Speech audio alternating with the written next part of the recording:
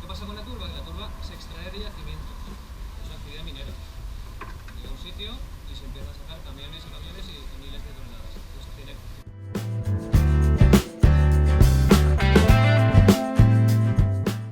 Son láminas que se pueden chafar un poquito incluso, está como elástico, tiene así esponjoso. Son láminas. Esto se llama vermiculita, esto también es un tipo de arcilla, con la perlita que sea.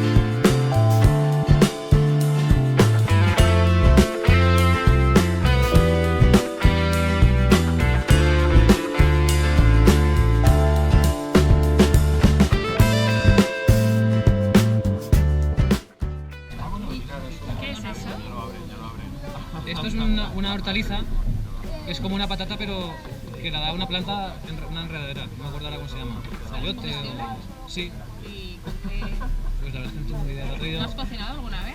yo no, sí que sé que se come, es dulce, ¿no? ¿Es dulce? Se hierve, ¿no? Es como una patata. Sí, es como... Es muy duro, hay que tener...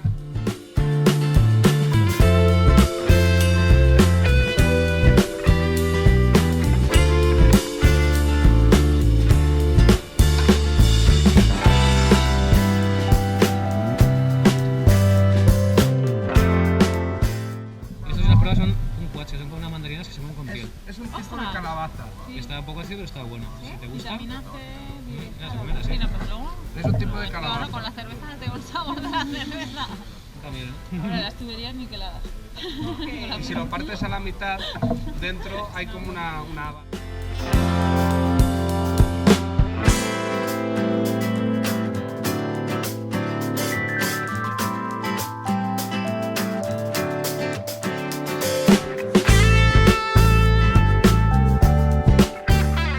Tenga un diseño esto que mole, ¿sabes? Esas podrían estar ahí, hasta ahí, porque la casa podría ir así, pero yo había pensado, de no arrimarlo hasta aquí. es que es lo que dice Sergio. brutal y que no cabe. Als jij nou zo zaadjes erin doet, dan kan ik ze krijgen.